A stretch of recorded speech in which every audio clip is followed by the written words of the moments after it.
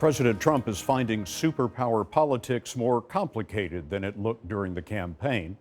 Relations with Russia are the worst since the Cold War because of the Kremlin attack on the U.S. presidential election and its support for the Assad dictatorship in Syria after that nerve gas attack on civilians.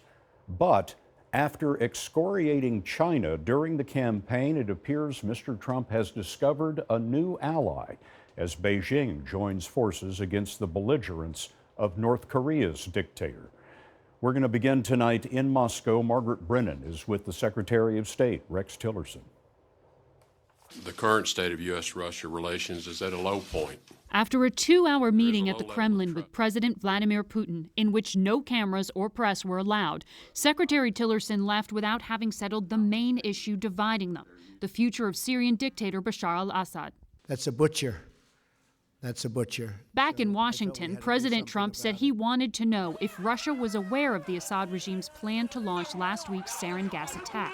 I would like to think that they didn't know, but certainly they could have. They were there, so we'll find out. You said you believed Russia was either incompetent or complicit in these chemical weapons attacks. Do you know which one that is? We have no firm information to indicate that there was any involvement by Russian forces into this attack.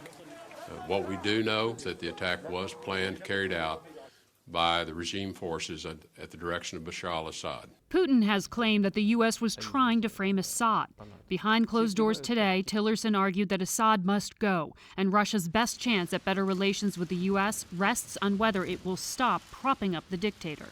Relations have also deteriorated because of the U.S. intelligence assessment that Russia meddled in the 2016 election to help Mr. Trump.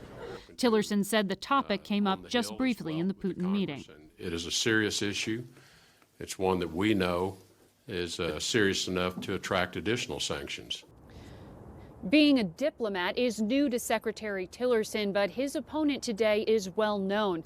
Scott, as an oil executive, Tillerson had extensive negotiations with Putin, who even awarded him a Presidential Medal of Friendship. Margaret Brennan traveling with the Secretary for us tonight in Moscow. Margaret, thanks.